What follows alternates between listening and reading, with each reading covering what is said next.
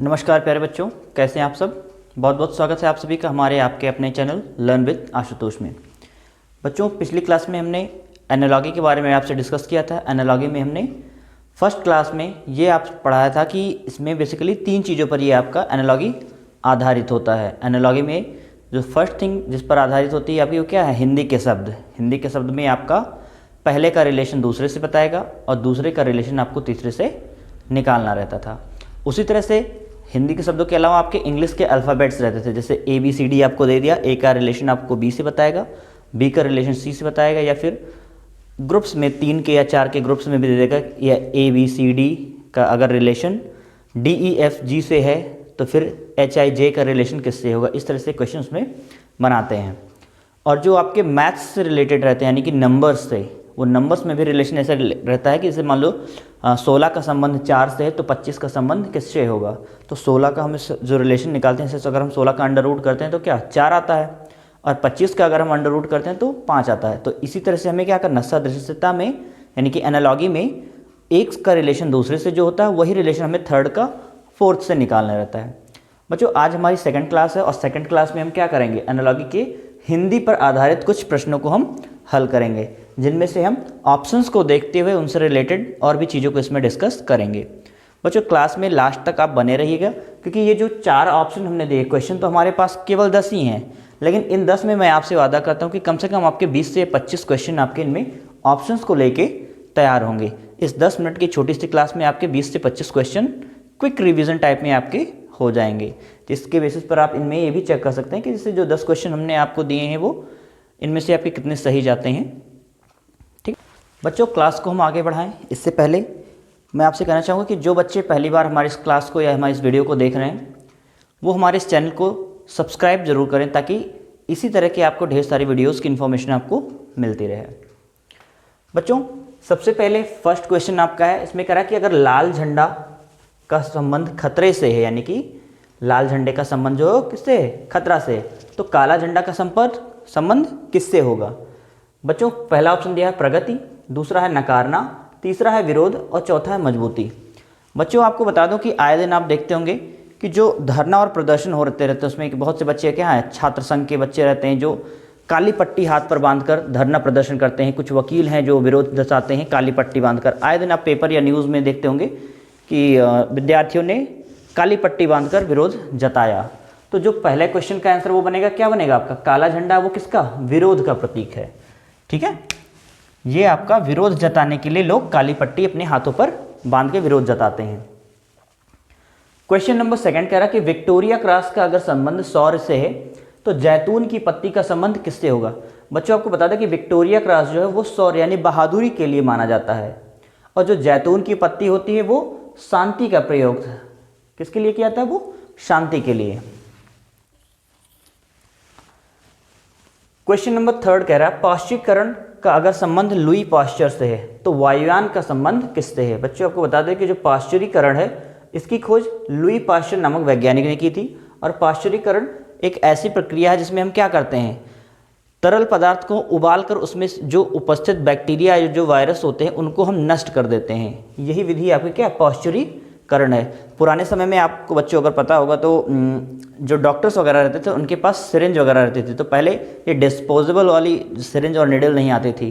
तो लोग करते क्या थे कि पानी को गर्म करवाते थे और गर्म करवाने के बाद उसमें निडल और सिरिंज को क्या है, धुला जाता था। धुलने का क्या मुख्य उद्देश्य यही था कि उसमें जो बैक्टीरिया या जो वायरस, उसमें जो हार्मफुल ऑर्गेनिज्म रह जाते थे वो उस पानी में, उबले हुए पानी में क्या होते थे, मर जाते थे। ठीक है, तो पाश्चुरीकरण की खोज लुईस पाश्चर ने की थी। और वायुयान की खोज बच्चों जो किसने की थी, जी मार्कोनी, राइट ब्रदर्स, ब्रैकेट या फिर भाभा ने। सभी बच्चों पता है, क्योंकि ये बहुत ही बेसिक चीज़ है। जो हमारे राइट ब्रदर्स थे इन्होंने क्या है, एरोप्लेन की खोज की थी। क्वेश्चन नंबर 4 पे अगर चलें, मैं कहूँ आपसे कि पैलेंटोलॉजी का जो संबंध है वो जीवाश्म से है, तो जूलॉजी का संबंध किससे होगा। बच्चों, पैलेंटोलॉजी क्या होती है, पैलेंटोलॉजी एक ऐसी साइंस है जिसमें हम फॉसिल फ्यूल्स यानी कि जीवाश्मों का अध्ययन करते हैं। जीवाश्म का मतलब क्या होता है, जीवाश्म मीन्स हजारों लाखों साल पहले जब कोई पृथ्वी में उलटफेर या होने की वजह से या भूकंप के आने की वजह से जो पेड़ पौधे या जीव जंतु जमीन के नीचे दब जाते हैं वो लंबे समय के बाद में क्या हो, रासायनिक अभिक्रियाओं या पर्यावरण के परिवर्तन की वजह से वो जीवाश्म के रूप में बदल जाते हैं। अभी जो कोयला वगैरह हमको मिलता है, कोयला, कच्चा तेल, या फिर आप कह सकते हैं कि पेट्रोलियम के जो प्रोडक्ट्स बनते हैं, ये सारी चीज़ क्या है, ये जीवाश्म के ही रूप होते हैं। तो बच्चों अगर पैलेंटोलॉजी का अर्थ संबंध जीवाश्म से है तो जूलॉजी का क्या होता है? बच्चों जूलॉजी सबने पढ़ा है। जू, इसमें एक वर्ड आता है ZOOLOGY, जूलॉजी। यहाँ लिख देता हूँ, शायद ऊपर दिखाई नहीं दे रहा होगा। जूलॉजी जो आपका होता है, इसमें एक वर्ड आता है जू। इस जू का मतलब क्या होता है? ये चिड़ियाघर, सभी बच्चे जानते हैं जू का मतलब चिड़ियाघर, और चिड़ियाघर में होते हैं जानवर। तो जानवरों का अध्ययन करने के लिए जिस हम साइंस की स्टडी करते हैं वो आपकी होती है जंतु विज्ञान। जंतु मीन्स जीव। तो आपका ये जंतु विज्ञान में आप क्या करोगे? जीवों के बारे में पढ़ेंगे, और इसकी स्टडी को हम जूलॉजी कहते हैं। बच्चों एक इसमें और ऑप्शन आता है, आपको पता होगा कि बॉटनी में बच्चों हम क्या स्टडी करते हैं? बॉटनी में हम प्लांट्स के बारे में स्टडी करते हैं। एक वर्ड आता है वायरोलॉजी एक ऐसी साइंस है जिसमें हम किसकी स्टडी करते हैं? वायरसेस की स्टडी करते हैं। वायरस की स्टडी करने के लिए हम वायरोलॉजी पढ़ते हैं। प्लांट्स की स्टडी करने के लिए हम बॉटनी पढ़ते हैं। और एक आपकी होती है माइक्रोबायोलॉजी, MICROBIOLOGY। माइक्रोबायोलॉजी में क्या होता है बच्चों? माइक्रो ऑर्गेनिम्स के बारे में हम स्टडी करते हैं, यानी कि the study of microorganisms is known as microbiology. यहाँ पे एक वर्ड है बच्चों पक्षी यानी कि चिड़िया वगैरह की स्टडी हम जिसमें करते हैं उसको क्या कहते हैं? इसको हम कहते हैं ऑर्निथोलॉजी।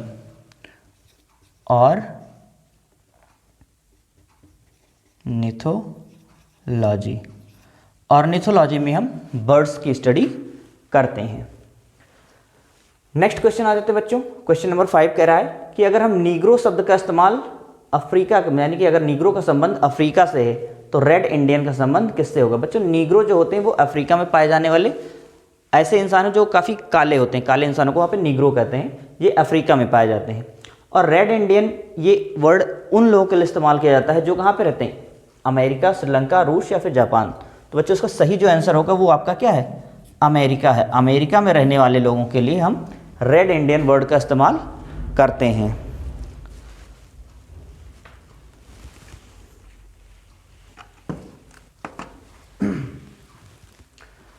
क्वेश्चन नंबर 6 कह रहा है कि वृत्त का संबंध अगर परिधि से है तो वर्ग का संबंध किससे होगा?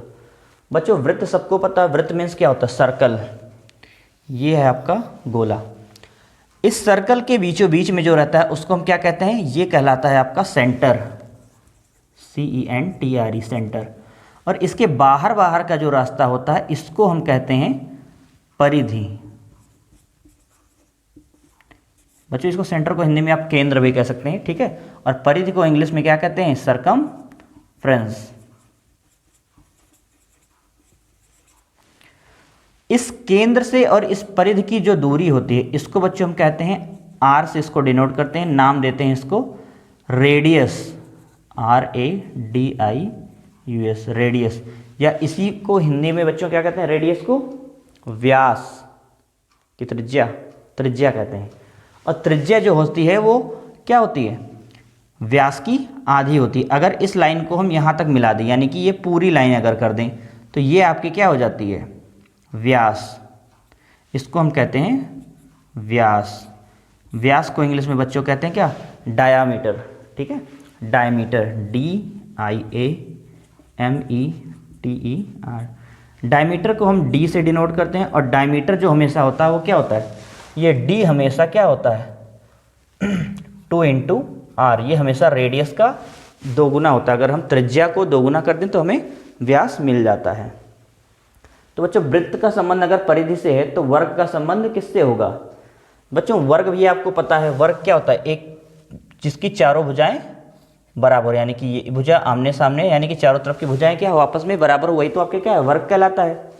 और वर्ग यानी कि स्क्वायर का अगर हम आपसे परिमाप पूछें, परिमाप मतलब क्या होता है? इसके बाहर का जो नाप होता है, परिधि के माप ही परिमाप होता है। इसको हम परिमाप भी कहते हैं और एक वर्ड इसका और है, उसको हम परिमिति भी कहते हैं, चाहे परिमिति कहो चाहे परिमाप कहो, परिमिति। अब यहाँ पे सीधा सीधा परिमाप दे सकता था, लेकिन परिमाप न देकर परिमिति दिया, क्योंकि भैया बहुत आसान दे देगा तो कोई मतलब नहीं रहेगा। क्षेत्रफल आपको पता है एरिया, कोण आपको पता ही है क्या होता है। क्षेत्रफल क्या होता है ये मान लीजिए आपका ये वर्ग है, वर्ग के बाहर की जो दीवारें हैं उन चारों दीवारों का जो माप होता है वो आपका क्या कहलाता है, परिमाप। तो ये वर्ग का जो परिमाप होता है वो क्या होता है, 4 गुणे भुजा। परिमाप जो होता है वो क्या होता है, 4 इंटू साइड, यानी कि 4 गुणे भुजा। और अगर क्षेत्रफल की बात करें तो क्षेत्रफल क्या होता है, एरिया, और एरिया क्या होता है, एरिया होता है साइड स्क्वायर, यानी कि भुजा गुणे भुजा। कोण की बात करें, 2 रेखाएं जहां पर आपस में मिलती हैं वहीं पर आपका कोण बनता है। जैसे मान लीजिए ये ए है, ये बी है और ये सी है, इन दोनों भुजाओं के ए बी और बी सी के मिलने के पे जो कोण बनता है इसी को हम क्या कहते हैं, कोण कहते हैं। विकर्ण, विकर्ण भी समझ लीजिए। विकर्ण मान लीजिए ये एक आपका आयत है या वर्ग है, इस वर्ग में जो ये तिरछी लाइन खींची जाती है इसको हम विकर्ण कहते हैं। बच्चों आप सभी के पास मोबाइल फ़ोन्स होंगे, लैपटॉप होंगे, आपको सबको पता है कि हाँ हमारे फ़ोन की स्क्रीन क्या है, वो 5.6 इंच है, 6.7 इंच है। टीवी आपके घर में होंगे, एलसीडी होंगे, तो उसका सबको पता है कि ये 32 सेंटीमीटर या 32 इंच की एलईडी है, ये 42 इंच की एलईडी है। कभी आपने ये सोचा है जो 42 इंचेस रहते हैं वो इसका कौन सा साइड नापते हैं, वो डायगोनल ही नापते हैं। यानी कि अगर मान लीजिए ये आपकी एलईडी है घर पे लगी हुई है बढ़िया सी, ठीक है, तो इसमें 32 इंच ये ऐसे ऐसे नहीं नापते ना, ऐसे ऐसे नापते, जो 32 नापते हैं वो डायगोनली नापते हैं, यानी कि उसको तिरछा नापेंगे बीच से। वो डायगोनल जो आपका निकलेगा वो आपकी क्या होती है, माप होती है आपकी टीवी, एलसीडी या मोबाइल फ़ोन की स्क्रीन की जो साइज़ होती है। तो बच्चों इसमें विकर्ण भी हो गया, परिमिति, यानी कि जो वृत्त का संबंध आपके परिधि से है, यानी कि वृत्त यानी कि गोले के बाहर की दीवार का जो नाप है उसे हम परिधि कहते हैं, और वर्ग के बाहर की जो दीवार है उसके नाप को हम क्या कहते हैं, परिमिति कहते हैं। ठीक है बच्चों। क्वेश्चन नंबर 7 बहुत आसान है, कह रहा है कि अच्छा का संबंध बुरा से है तो मीठा का संबंध क्या होगा। बच्चों अच्छा का ठीक उल्टा है बुरा, और मीठा का ठीक उल्टा क्या होगा, खट्टा। ठीक है। क्वेश्चन नंबर 8 कह रहा है कि चंचल का अगर संबंध स्थिर से है तो परिवर्तन का संबंध किससे होगा। बच्चा चंचल का मतलब क्या होता है, हमेशा चलने वाले, और स्थिर का मतलब जो शांत बैठे रहे। बच्चे कैसे होते हैं, चंचल होते हैं, और उनका ठीक उल्टा क्या, कोई बच्चा शांत बैठा रहे तो चंचल का उल्टा स्थिर। और परिवर्तन, परिवर्तन का मतलब होता है क्या, निरंतर बदलाव होते रहते हैं, कुछ ना कुछ चेंज होता रहता है। तो परिवर्तन का अगर हम ठीक उल्टा देखें तो क्या हो जाएगा, बदलाव तो होगा नहीं, नियमित भी नहीं होगा। स्थायित्व तो आप कह सकते हैं, स्थायित्व यानी कि जब परिवर्तन नहीं हुआ तो परिवर्तन का ठीक उल्टा क्या होगा, स्थिर, कोई भी बदलाव नहीं हो रहा, कैसा है वो, स्थायित्व पर है। क्वेश्चन नंबर 9 कह रहा है कि अगर मुलायम का संबंध स्पंज से है तो धार का संबंध किससे होगा। बच्चों मुलायम स्पंज, आपने सोखता देखा, फॉर्म देखा, वो कैसा होता है, मुलायम होता है, तो उसका संबंध किससे है, मुलायम से। और धार, ये धार किसका होता है, ये धार किसमें होता है, ये चाकू में होता है। मुलायमपन स्पंज में है और धार किसमें होता है, वो चाकू में ही धार होता है। Question number 9। क्वेश्चन नंबर 10 आपका कह रहा है कि कली का संबंध अगर फूल से है तो छोटे पौधे का संबंध किससे होगा। बच्चों कली से ही आपकी क्या है, फूल बनती है, कली से ही फूल बनता है, और जो छोटा पौधा होता है उसी से आपका क्या है, फिर पौधा बनता है। छोटा पौधा ही बड़ा होता है, उसको हम क्या कहेंगे, पौधा कहेंगे। बागान तो बनेगा नहीं, बीज भी नहीं बनेगा, ना ही फल बनेगा, उससे ही आपका पौधा थोड़ा बड़ा होके छोटे पौधे से बड़ा पौधा बनता है। बच्चों ये आज हमारी हिंदी की फर्स्ट क्लास थी, इसमें हमने हिंदी पे शब्दों पर आधारित प्रश्न लिए थे, और अगली क्लास जो हमारी आई थी उसमें भी हम हिंदी के ही शब्द लेंगे, क्योंकि मैं चाहता हूं कि हिंदी के कोई भी पोर्शन ऐसे ना रहे कि जो आपको ना आते हो, मतलब हर तरह के क्वेश्चन से आपको क्या है, परिचित करवा देना है, ताकि एग्ज़ाम में आपको कोई भी प्रश्न ऐसे ना मिले कि हाँ ये आपको नहीं करवाया है हमने। आज की क्लास बच्चों बस यहीं तक। चैनल को हमारे लाइक करिए, शेयर करिए, सब्सक्राइब करिए और वीडियो को पूरा देखिए बच्चों। आज के लिए इतना ही, धन्यवाद।